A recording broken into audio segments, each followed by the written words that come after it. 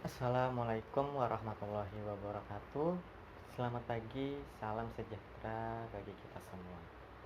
Perkenalkan, kami dari kelompok 4, yaitu kelompok Sumatera, yang terdiri dari saya sendiri, yaitu Alwalidu Seven, yang kedua Muammar Kurseva, yang ketiga Valid Musyaraf, yang keempat Adinda Cahyani, yang kelima Dea Fitriani, yang keenam Leni Ismi, dan yang ketujuh yaitu Zikri Raihan. Pada kali ini kelompok kami ingin menayangkan hasil presentasi yang sudah kelompok kami buat, yang berjudul yaitu Asal Usul Lauk Kawar. Pada saat kelompok kami presentasi, diharapkan rekan-rekan sekalian memfokuskan mata untuk tetap konsentrasi terhadap apa yang kelompok kami sampaikan. Dan apabila jika ada yang ingin bertanya, supaya bisa menanyakannya nanti pada saat akhir presentasi. Baik, selanjutnya yaitu akan diterangkan oleh rekan saya, yaitu saudara Zikri Raihan. Sebelum kita masuk ke sinopsis singkat tentang cerita legenda asal-usul Lauk Kawar, di sini saya akan menyebutkan beberapa tokoh yang ada dalam cerita tersebut. Yang pertama, nenek yang mempunyai karakter yang mudah salah sangka, dan anaknya mempunyai karakter pelupa, sedang mantu yang sangat penurut, dan yang terakhir cucu yang suka berkata tidak jujur. Lanjut daripada sinopsis. Dahulu kala ada sebuah desa di tanah Karo yang bernama Desa Kawar.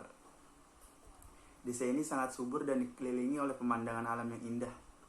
Suatu hari, penduduk desa itu mengadakan suatu acara adat sebagai bentuk rasa syukur karena hasil panen penduduk yang melimpah ruah. Semua penduduk desa menghadiri acara itu, tetapi ada seorang nenek yang tidak ikut datang ke acara tersebut. Nenek ini tidak sanggup untuk menghadiri acara karena kondisi tubuhnya yang melemah. Nenek melihat ke arah jendelanya dan ia terkejut ketika melihat anak lelakinya beserta keluarganya berjalan ke acara adat itu. Nenek merasa sedih dan ia pun berbaring sambil menangis karena tidak ada yang memerhatikan dirinya. Ketika acara adat itu selesai, si anak baru ingat kepada ibunya. Ia pun meminta istrinya untuk membungkus makanan agar diberikan kepada ibunya. Istrinya membungkus makanan lalu menyuruh anaknya mengantar makanan itu. Sang nenek pun terkejut sekaligus senang ketika cucunya datang membawakan makanan. Namun, rasa senang itu tidak bertahan lama ketika sang nenek mengetahui bahwa isi bungkusan itu hanyalah sisa-sisa makanan acara adat.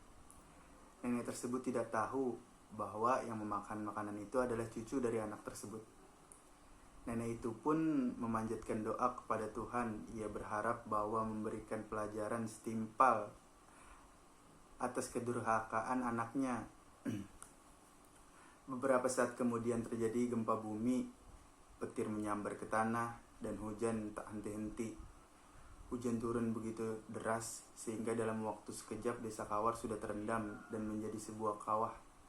Kawah itu yang kemudian dinamakan sebagai Danau Lauk Kawar. Mungkin sinopsis itu saja yang dapat sampaikan. Pembahasan selanjutnya dilanjutkan oleh Saudara Andin. Terima kasih. Wujud kebudayaan, terdapat sistem ide dan sistem aktivitas. Sistem ide dari pemikiran individu dan kelompok dari warga desa Kawar yang mana mereka sepakat akan mengadakan suatu acara adat rasa syukur ketika hasil panen mereka melimpah. Sistem aktivitas dapat digambarkan dengan kegiatan acara adat yang terselenggara secara turun-temurun di setiap saat hasil panen mereka melimpah. Selanjutnya yaitu unsur-unsur kebudayaan.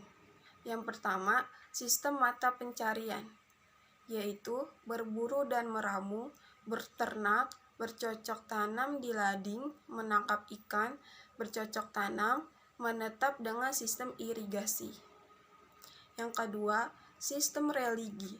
Sistem religi yang mana ia melaksanakan acara adat atas rasa syukur dengan melimpahnya hasil panen mereka. Yang ketiga, sistem kesenian. Upacara adat yang diselenggarakan dalam cerita tersebut dimeriahkan dengan pegelaran musik khas masyarakat Karo, yakni gendang guro-guro aron. Yang keempat, sistem bahasa. Bahasa yang digunakan Desa Kawar adalah bahasa Karo atau cakap Karo. Kelima yaitu sistem pengetahuan. Bagaimana peralatan hidup hingga sistem kalender pertanian tradisional yang disebut sistem Pranatamangsa. Yang keenam yaitu sistem kemasyarakatan. Kelompok masyarakat, kehidupannya diatur oleh aturan-aturan dan adat istiadat dari kesatuan yang ada di lingkungan sehari-hari masyarakat. Yang ketujuh, sistem teknologi. Alat-alat produktif, senjata, wadah kuliner, pakaian atau tempat perhiasan, dan alat-alat transportasi. Hikmah dan nilai moral dari cerita rakyat. Pertama, selalu berkata jujur walaupun kebenaran terkadang dapat menyakiti orang lain.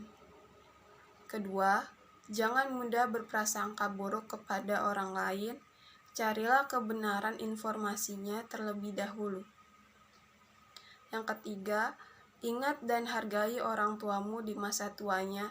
Rawatlah dengan sepenuh hati. Jangan sampai kamu lalai. Dalam kisah di atas, kekecewaan sang nenek tidak akan berujung pada kutukan. Jika saja dari awal sang anak dan menantu telah menyiapkan makanan untuk wanita tua itu. Berikut adalah desain cover dari cerita rakyat asal mula Lau Kawar. Penjelasan detail unsur-unsur kebudayaan dalam cover atau sampul. Terdapat sistem kesenian terlihat pada gambar pakaian adat Uwis Garah atau Uwis adat Karo yang dikenakan anak dan menantu, serta rumah adat Karo yang dikenal dengan sebutan rumah adat Silwuluh Jabu. Sekian presentasi dari kelompok kami. Terima kasih atas ketenangan rekan-rekan sekalian yang sudah mengikuti presentasi ini. Semoga presentasi ini dapat menambahkan wawasan rekan-rekan sekalian. Dan apabila ada tutur kata yang kurang berkenan, mohon untuk dimaafkan. Selamat pagi, sampai jumpa kembali. Wassalamualaikum warahmatullahi wabarakatuh.